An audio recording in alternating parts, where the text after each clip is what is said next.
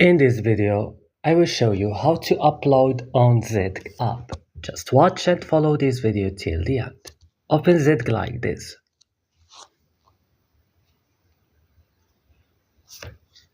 And after that, you should go click here.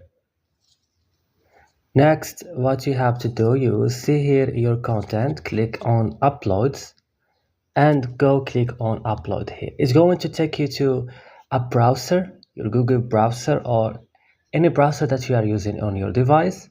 Then it's open directly on your profile. So here you see now no content to upload, click upload more. Click here. And right now you choose how you want. For example, by camera I want to upload. And this is my camera. I will take, like, for example, a picture just to show you guys the process. Then click OK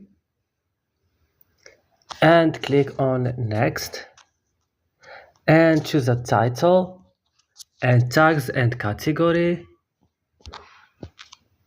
and click upload. Select tags, I don't know, black.